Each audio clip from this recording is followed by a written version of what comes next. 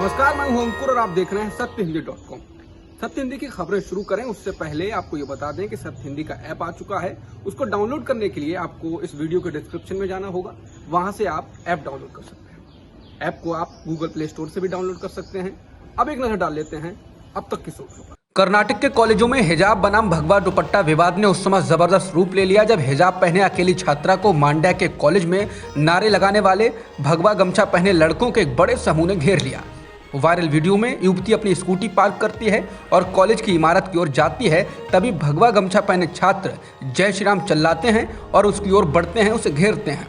मुस्लिम छात्रा भी तैश में आकर चिल्लाती है अल्लाहू अकबर। जैसे ही अपनी क्लास में जाती है, लड़के पीछे से चिल्लाते रहते हैं। कॉलेज के अधिकारी लड़कों को पकड़कर छात्रा को एस्कॉर्ट करते दिख रहे हैं। सोशल मीडिया पर लोग इस कृत्य की निंदा कर रहे हैं। लोगों ने माहौल बिगाड़ने का आरोप बीजेपी पर लगाया है। इस बीच मांड्या प्री यूनिवर्सिटी कॉलेज से एक मुस्लिम छात्र और एक भगवा समूह के बीच मारपीट का भी वीडियो आया है। कर्नाटक में हिजाब बैन को लेकर विवाद गहराता जा रहा है। एक और वीडियो सामने आया है जिसमें एक छात्र शिमोगा के एक विश्वविद्यालय में पोल पर चढ़कर भगवा झंडा फहराता नजर आ रहा है। कर्नाटक की मीडिया रिपोर्ट्स और कर्नाटक कांग्रेस अध्यक्ष डीके शिवकुमार के मुताबिक पोल पर चढ़कर कथित तौर पर तिरंगा को हटाकर उसकी जगह भगवा झंडा फहराया गया। वीडियो में पोल के नीचे खड़े छात्र जय श्री राम के नारे लगाते दिख रहे हैं। वहां बड़ी संख्या में जमा हुए कॉलेज के छात्र भगवा झंडे या स्टॉल लहरा रहे हैं। कर्नाटक कांग्रेस के वरिष्ठ नेता और अध्यक्ष डीके शिवकुमार पूर्व सीएम सिद्धारमैया ने इस घटना की कड़ी निंदा की है। कर्नाटक के शिमोगा के एक विश्वविद्यालय में कथित तौर पर तिरंगे को हटाकर भगवा झंडा लगाने की घटना पर कर्नाटक कांग्रेस के वरिष्ठ नेता और अध्यक्ष डीके शिवकुमार ने निंदा की। उन्होंने कहा कि कर्नाटक के कुछ शैक्षणिक संस्थानों की स्थिति इतनी खराब हो गई है कि एक मामले में राष्ट्रीय ध्वज की जगह भगवा झंडा लगाया गया। उन्होंने कहा कि मुझे लगता है कि कानून व्यवस्था बहाल करने के लिए प्रभावित संस्थानों को एक हफ्ते के लिए बंद कर देना चाहिए। शिक्षण ऑनलाइन भी जारी रह सकता है। बीजेपी ने मंगलवार को उत्तर प्रदेश विधानसभा चुनाव के लिए अपना घोषणा पत्र जारी किया, लेकिन इस घोषणा पत्र में सपा प्रमुख अखिलेश यादव का दबाव साफ नजर आया। अखिलेश यादव ने किसानों के लिए मुफ्त बिजली और 300 यूनिट तक मुफ्त बिजली की घोषणा पहले ही कर दी थी। अब बीजेपी ने भी कहा है कि सत्ता में दोबारा आने के बाद 48 घंटे से भी कम समय में किसानों के लिए बिजली मुफ्त कर दी जाएगी। सभी किसानों को नौकरी देने का वादा तक शामिल है। हर किसान परिवार के कम से कम एक सदस्य को नौकरी दी जाएगी। हालांकि बीजेपी पिछले 5 साल से यूपी की सत्ता में है और केंद्र में 7.5 साल से है, लेकिन उसने मुफ्त बिजली जैसी घोषणा इससे पहले कभी नहीं की।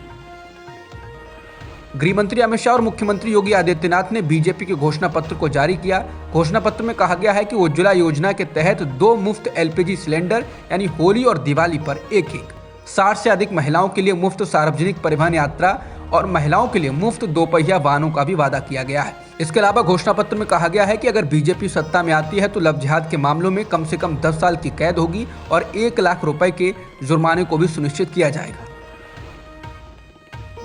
बीजेपी के बाद समाजवादी पार्टी ने भी अपना घोषणा पत्र जारी कर दिया। अखिलेश यादव ने सपा का वचन पत्र जारी करते हुए कहा कि उनकी पार्टी ने सरकार आने पर अपना हर वादा पूरा किया है।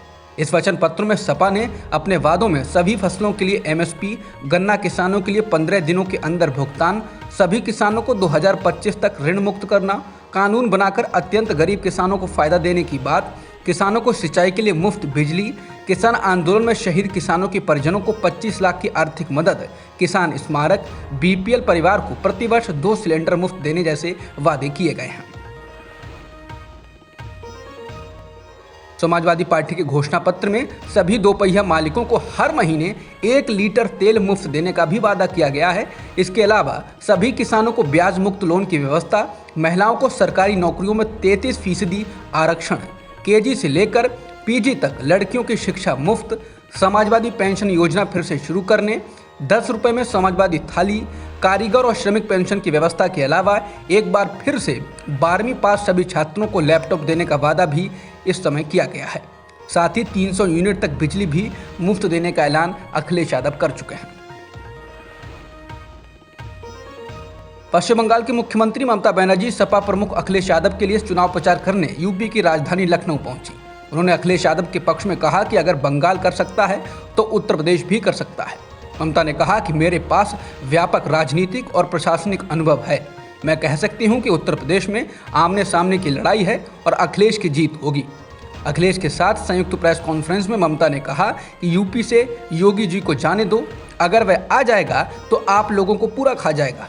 इसके साथ ही उन्होंने कहा कि अब की बार अखिलेश जी 300 पार। ममता बनर्जी ने कहा कि अगर एक बार फिर योगी जी आ जाएंगे तो आप लोगों को पूरा खा जाएंगे। योगी जी को राजनीति अर्थनीति कुछ नहीं आती है, इसलिए उन्हें जाने दीजिए। उन्होंने कहा कि जिस गंगा मैया की हम सब पूजा करते हैं कोरोना काल में, उसमें लाशें बहाई गई।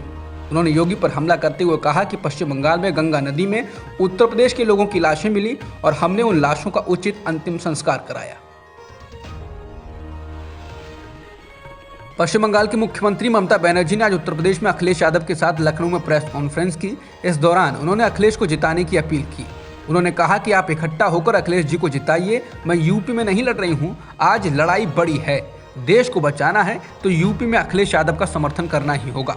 उन्होंने जनता से अपील की कि वो बीजेपी को वोट देकर अपना वोट बर्बाद ना करें। ममता ने कहा कि अगर वे और अखिलेश मिलकर रैली करते तो करोड़ों लोग आ जाते, लेकिन हम लोग चुनाव आयोग के निर्देश का पालन करेंगे। उन्होंने अखिलेश यादव का धन्यवाद दिया कि उन्होंने पश्चिम बंगाल में प्रचार में अखिलेश ने मदद की थी।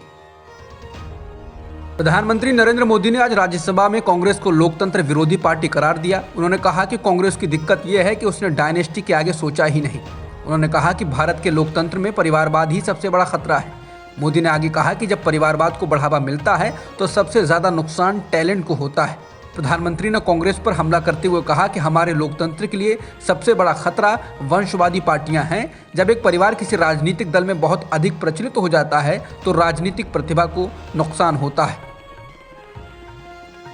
प्रधानमंत्री ने कहा कि अगर कांग्रेस ना होती तो देश में जातिवाद की जड़ें गहरी ना होती। अगर कांग्रेस ना होती तो आपातकाल नहीं लगता। अगर कांग्रेस ना होती तो सिखों का नरसंहार ना होता। सालों साल पंजाब आतंकवाद की आग में नहीं जलता। अगर कांग्रेस नहीं होती तो बेटियों को तंदूर में जलाने की घटना नहीं होती। प्रधानमंत्री मोदी आज राज्यसभा में राष्ट्रपति के अभिभाषण पर बहस का जवाब दे रहे थे। प्रधानमंत्री ने कहा कि मैं गिनता रहूंगा, कांग्रेस जब सत्ता में रही तो देश का विकास नहीं होने दिया, जब विपक्ष में है तब देश के विकास में बाधा डाल रही है। उन्होंने कहा कि कांग्रेस को अब नेशन पर आपत्ति है। पीएम ने कहा कि यदि नेशन गैर संवैधानिक है तो आपकी पार्टी का नाम इंडियन नेशनल कांग्रेस क्यों रखा गया। ममता बनर्जी से लखनऊ में प्रेस कॉन्फ्रेंस के दौरान जब पीएम मोदी के कांग्रेस पर इमरजेंसी को लेकर सवाल पूछा गया तो ममता बनर्जी ने पीएम मोदी पर हमला बोलते हुए कहा, ये तो इमरजेंसी के सुपर ग्रैंडफादर हो गए हैं। इसके अलावा उन्होंने पीएम के देश के गरीबों को कोरोना महामारी में मुफ्त राशन देने को लेकर कहा कि हमारे राज्य में तो अभी भी हम हर आदमी को करीब 10 करोड़ को फ्री राशन देते हैं। उन्होंने कहा, ये तो केवल 6 महीने के लिए दे रहे हैं, हम हर साल के लिए देते हैं। अब तक की खबरों में इतना ही। बाकी खबरों के लिए बने रहिए सत्यहिंदी.com के साथ। सत्य हिंदी का ऐप डाउनलोड करें गूगल प्ले स्टोर पर।